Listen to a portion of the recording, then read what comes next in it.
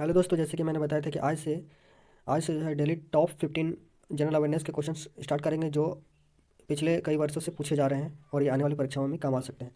तो चलिए पहला क्वेश्चन हम लोग स्टार्ट करते हैं। तो पहला क्वेश्चन आपका है, न्यूट्रॉन की खोज किसने की? ये बताएंगे कि न्यूट्रॉन जो है उसकी खोज किसने की। तो न्यूट्रॉन की खोज की थी किसने? चैडविक ने। याद रखेंगे, न्यूट्रॉन की खोज किसने की थी? चैडविक ने की थी न्यूट्रॉन की खोज। तो चलिए नेक्स्ट क्वेश्चन में चलते हैं। अगला क्वेश्चन है कि निम्न में से कौन सा विभाज्य नहीं है? कौन सा ऐसा है जो विभाज्य नहीं है? विभाज्य मीन्स डिविजिबल, जिसे बांटा और नहीं जा सकता। तो इसका उत्तर क्या होगा? इसका उत्तर होगा इलेक्ट्रॉन, प्रोटॉन और न्यूट्रॉन। तो इलेक्ट्रॉन, प्रोटॉन और न्यूट्रॉन ये तीन हैं जो विभाज्य नहीं है। ठीक है, आगे बढ़ते हैं। तो आपका तीसरा क्वेश्चन है कि हैलोजन कांच पर प्रहार कौन करती है? जो हैलोजन कांच होता है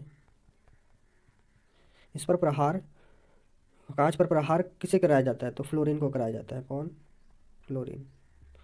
फ्लोरीन जो है वो हैलोजन कांच पर प्रहार करती है।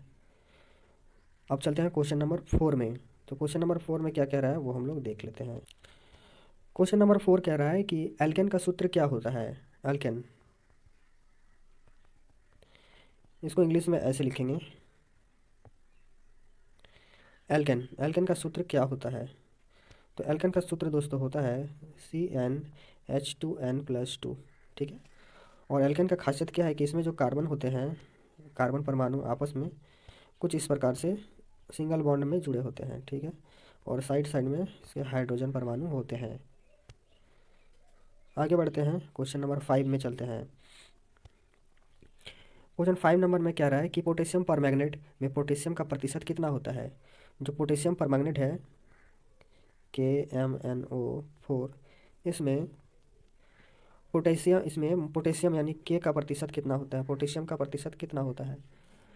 तो इसमें आपका जो पोटेशियम का प्रतिशत होता है उसमें 24% होता है, 24%।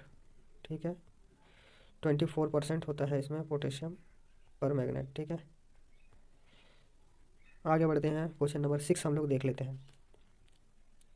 क्वेश्चन नंबर 6 कह रहा है कि निम्नलिखित में से अवयव के समस्थानिक की विशेषता क्या है? जो समस्थानिक होता है, समस्थानिक,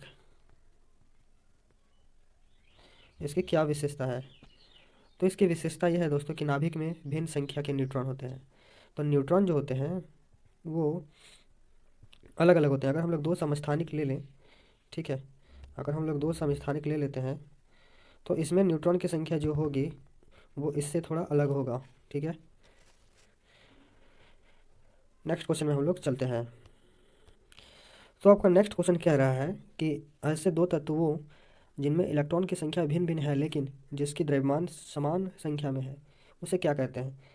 यानी मेरा कहने का मतलब, अगर दो है, इस प्रकार से दो अलग अलग परमाणु हैं, तो इसमें अगर इलेक्ट्रॉन की संख्या जो है वो अगर अलग अलग है लेकिन द्रव्यमान एक जैसा है तो उसको क्या कहते हैं? तो उसको कहते हैं संभारिक। क्या कहते हैं? संभारिक।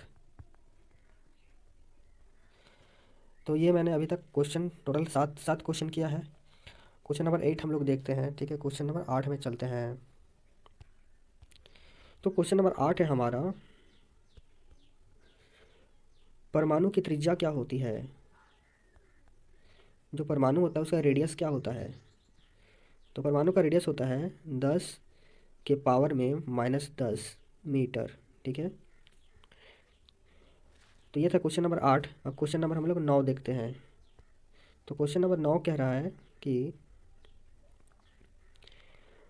परमाणु के अंदर जो नाभिक होता है, यानी ये जैसे कि परमाणु है, इसके अंदर एक छोटा सा नाभिक होता है, तो इसका त्रिज्या कितना होता है? ठीक है, इसका त्रिज्या कितना होता है?